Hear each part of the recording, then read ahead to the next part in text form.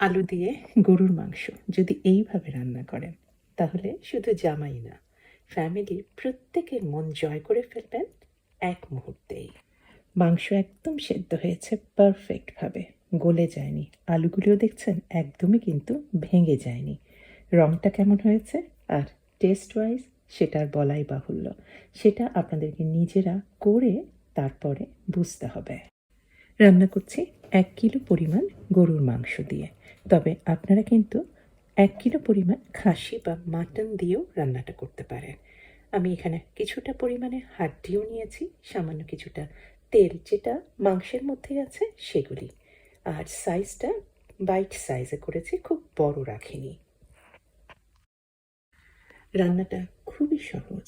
আমি কিছুটা তেল দিয়েছি, আমি নর্মাল সাদা তেলই দিয়েছি। আর উপকরণগুলির পরিমাপ আমি দিয়ে দিয়েছি, ডেসক্রিপশনে দেখে নিতে পারেন। তেলের মধ্যেই সামান্য কিছু দিয়ে দিলাম গরম মশলা। গরম মশলার মধ্যে ওই আর কি তেজপাতা, দারচিনি, ছোট এলাচ আর এটা জয়ত্রী সামান্য পরিমাণে দেবেন। আর দিয়েছি 3-4টার মতো লবঙ্গ। পেঁয়াজ স্লাইস দিয়েছি প্রায় 1টার মতো।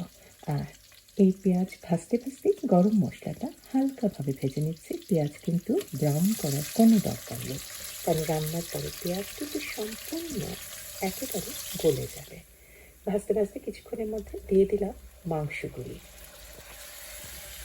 মাংস দেওয়ার পরপরই দিয়েছি কিন্তু লবণ, যাতে মাংসের মধ্যে যে পানিটা আছে সেই পানিটা ভালোভাবে একদম ছেড়ে দেয়।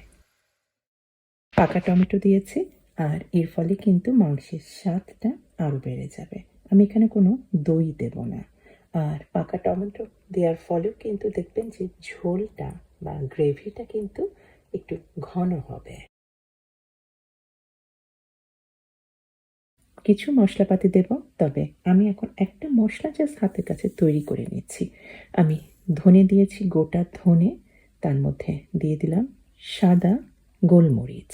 সাদা গোলমরিচ দিলে স্বাদটা কিন্তু খুব ভালো হয়। আর এইটা দিয়েছি পোস্ত দানা। পোস্ত দানার ফলেও কিন্তু আপনার গ্রেভি বা ঝোলটা ঘন হবে, আর স্বাদটাও কিন্তু বেড়ে যাবে। দিয়ে দিয়েছি মৌরি, গোটা মৌরি। ভেজে নেওয়ার কিন্তু কোনো দরকার নেই। এটা দিলে দেখবেন যে আপনি খাওয়ার সময় মৌরির হালকা একটা সুগন্ধ পাচ্ছেন। এটা এই রেসিপির সিক্রেট ইনগ্রেডিয়েন্ট। আর এখন মাংসের মধ্যে, মশলার মধ্যে দিয়ে দিয়েছি আদা পেস্ট। এটা একেবারে ফ্রেশ আদা পেস্ট ব্যবহার করার অবশ্যই চেষ্টা করবেন। রসুন গুঁড়াটা দিয়েছি, আর দিয়ে দিলাম জিরা গুঁড়া। এর মধ্যে কিন্তু যথেষ্ট পানি ছেড়ে দিয়েছে। আর এখন ওই যে জাস্ট তৈরি করেছি যে মশলাটা, সেই মশলাটা কিছু পরিমাণে দিয়ে দিলাম। মাংস থেকে তো প্রচুর পানি বার হয়ে গেছে। এই রান্নাটা স্বাদের হবে কেমন করে জানেন? আর একটা টিপস, গরুর মাংস থেকে যে পানিটা বার হয়েছে সেই পানিটা দিয়েই কিন্তু মাংসটা আসলে সেদ্ধ করা হবে। আলাদাভাবে পানি খুব সামান্যই দেওয়া হবে একদম শেষে। মাংসের পানিতে মাংস সেদ্ধ হলে দেখবেন স্বাদ কিন্তু অনেক বেড়ে যায়। আর যে কাজটা করছি, আমি একটা পুরনো কড়াই চুলায় দিয়ে তার উপরে আমি হাঁড়িটা বসিয়ে দিয়েছি। এতে লোহার কড়াইয়ে কিন্তু তাপটা আরও বেড়ে যাবে। ফলে এটা কিন্তু রান্নাটা মোটামুটি আপনি বলতে পারেন যে দমে হবে বা প্রচণ্ড তাপে হবে। ফলে মাংস কিন্তু পারফেক্টভাবে সিদ্ধ হবে, কিন্তু মাংস একদম ভেঙে বা গলে যাবে না। আর এই পর্যায়ে চুলার আঁচটা যখন লোহার কড়াইটা খুব ভালোভাবে গরম হয়ে যাবে, তখন চুলার আঁচটা আপনারা একটু মিডিয়াম হিটে রেখে এখন রান্না করব। ঢাকনা দিয়ে ঢেকে রান্না করবো, আর মাঝে মাঝে একটু খেয়াল রাখবেন যে পানিটা সম্পূর্ণ শুকিয়ে গিয়েছে কিনা, সেটা একটু খেয়াল রাখবেন। টেস্টও করে নিয়েছি, কি লবণটা কিছুটা কম লাগছে, আমি স্বাদ অনুযায়ী লবণটা দিয়ে দিয়েছি। রান্নাটা প্রায় আমি 30 মিনিটের মতো করে ফেলেছি। পানিটা কিছুটা কমেছে, তবে পানি এখনো আছে। এই পর্যায়ে দিচ্ছি রঙিন মশলাগুলি। হলুদ দিয়েছি, আর স্বাদ অনুযায়ী দিয়েছি শুকনা লাল মরিচের গুঁড়া। দিয়ে দিলাম 5-6টার মতো আলু, আর দিয়েছি শুকনা লাল মরিচ। একটু শেষের দিকে দিয়েছি, এখনো পানি আছে, পানি দিয়ে আলুটা সেদ্ধ হবে। শুকনা লাল মরিচ কিন্তু একদমই ভেঙে বা গলে যাবে না, গোটা গোটা হয়ে থাকবে, দেখতে ভালো লাগবে। আর হলুদ আর শুকনা লাল মরিচের গুঁড়াটা অনেক পরে দিয়েছি, ফলে দেখবেন রান্নার শেষে এগুলি কিন্তু একদম তেলের উপরে ভেসে উঠবে। রান্না কিন্তু প্রায় শেষ হয়ে গিয়েছে, মাংস প্রায় সেদ্ধ হয়ে গিয়েছে, আর আলু কিন্তু সেদ্ধ হয়ে গিয়েছে।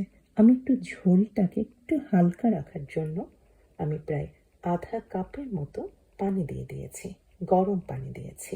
এখন আর বেশিক্ষণ না, 10-15 মিনিটের মধ্যেই কিন্তু রান্না শেষ হয়ে গেল। আর দেখতেই পাচ্ছেন একেবারে লাল রংটা তেলের উপরে ভেসে উঠেছে। তবে আর একটু এখনো বাকি আছে। একটু সুগন্ধের জন্য আমি দিয়েছি কয়েকটা গোটা কাঁচামরিচ একটু ফেড়ে। অপূর্ব রান্না, অবশ্যই করবেন। টেস্ট ওয়াইজ বা স্বাদ ওয়াইজ হালকা মৌরির একটা সুগন্ধ পাবেন খাওয়ার সময়, কাঁচামরিচের সুগন্ধ পাবেন।